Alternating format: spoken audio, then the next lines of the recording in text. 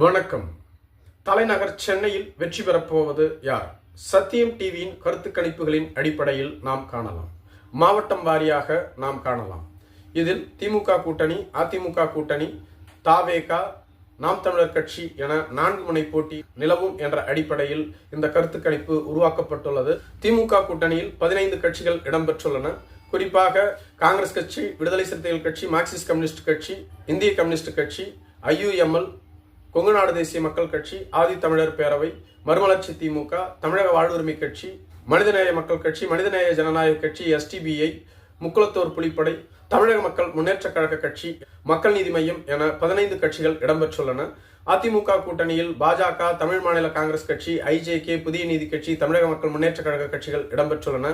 OPS, TTV Dinakaran, புதிய தமிழகம், தேமுதிக, பாட்டாளி மக்கள் கட்சி யாரோடு கூட்டணி என்பதை இதுவரையிலும் அறிவிக்கவில்லை. இவர்களும் தமிழகத்தில் சக்தி வாய்ந்த கட்சிகளாக பார்க்கப்படுகிறார்கள். தற்பொழுது இந்த 4 அணிகளை மையப்படுத்தி இந்த கருத்து கணிப்பு வெளியிடப்பட்டுள்ளது. தலைநகர் சென்னையில் 16 சட்டப்பேரவை தொகுதிகள் உள்ளது. திருவள்ளூர் மாவட்டத்தில் ஒரு தொகுதியும், காஞ்சிபுரம் மாவட்டத்தில் ஒரு தொகுதியும், செங்கல்பட்டு மாவட்டத்திலிருந்து 3 தொகுதி என மொத்தமாக 22 தொகுதிகளாக இந்த மண்டலம் வரையறுக்கப்பட்டுள்ளது. இருப்பினும் சென்னைக்கான 16 தொகுதிகளில் மட்டும் நாம் வெற்றி யாருக்கு என்பதை காணலாம். சென்னையில் உள்ள 16 தொகுதிகள் அண்ணாநகர், சேப்பாக்கம், RK நகர், எழும்பூர், துறைமுகம், கொளத்தூர், மயிலாப்பூர், பெரம்பூர், ராயபுரம், சைதாப்பேட்டை, திருவிக நகர், ஆயிரம் விளக்கு, வேளச்சேரி, விருகம்பாக்கம், வில்லிவாக்கம், தியாகராயர் நகர் என 16 தொகுதிகள் இடம்பெற்றுள்ளது.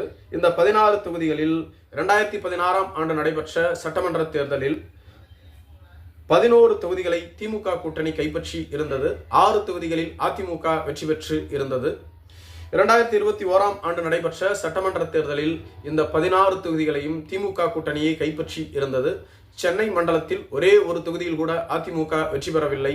இது பெரும்பாலும் வட தமிழகம், சென்னை போன்றவை திமுகவின் கோட்டையாகவே இருந்து வருகிறது.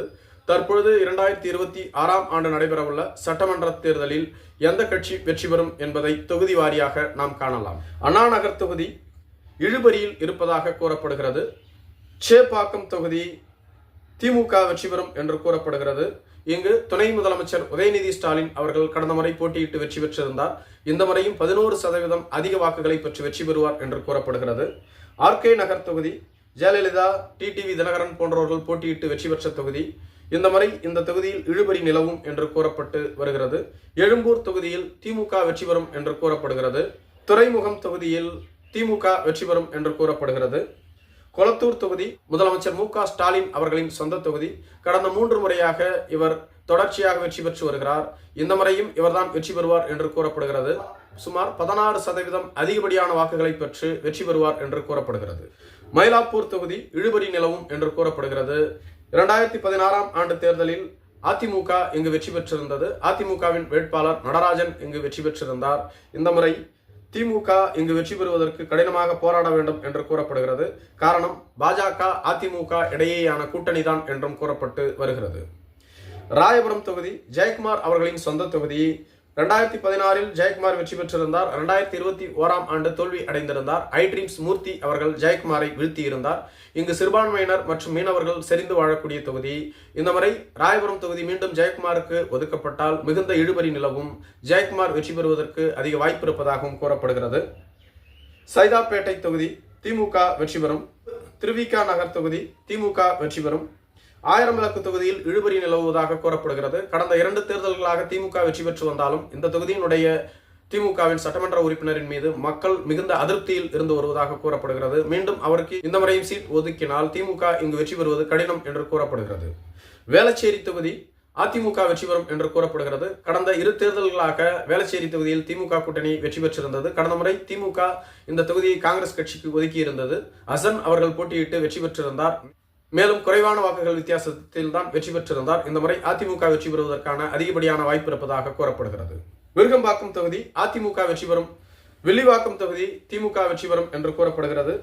கடந்த 2 தேர்தல்களாக இந்த தொகுதியில் திமுக தான் வெற்றி பெற்று வருகிறது. தியாகராயர் நகர் தொகுதி 2016ஆம் ஆண்டு அதிமுக வெற்றி பெற்றிருந்தது. 2021ஆம் ஆண்டு திமுக வெற்றி பெற்றிருந்தது. இந்த முறை அதிமுக வெற்றி பெறும் என்று கூறப்பட்டு வருகிறது. தியாகராயர் நகர் தொகுதியில் கருணாநிதி அவர்கள் போட்டியிட்டிருந்தார். மிக குறைவான வாக்குகள் வித்தியாசத்தில் வெற்றி பெற்றிருந்தார். அதாவது தமிழகத்திலேயே மிக குறைவான வாக்கு 137 வாக்குகள் வித்தியாசத்தில் வெற்றி பெற்ற வேட்பாளர் இவர். சென்னையில் உள்ள 16 தொகுதிகளில் 8 தொகுதிகளை திமுக கூட்டணி கைப்பற்றும் என்றும், அதிமுக 3 தொகுதிகளில் வெற்றி பெறும் என்றும், 5 தொகுதிகள் இழுபறியில் இருப்பதாகவும் கூறப்படுகிறது. இழுபறியில் உள்ள தொகுதிகள் அண்ணாநகர், ஆர்கே நகர், மயிலாப்பூர் தொகுதி, ராயபுரம் தொகுதி மற்றும் ஆயிரம்விளக்கு என்ற இந்த 5 தொகுதிகளில் அதிகபட்சமாக 3 தொகுதிகளில் திமுக வெற்றி பெறுவதற்கான வாய்ப்பு இருப்பதாகவும், 2 தொகுதிகளில் அதிமுக வெற்றி பெறுவதற்கான வாய்ப்பு இருப்பதாகவும் கூறப்படுகிறது. நன்றி.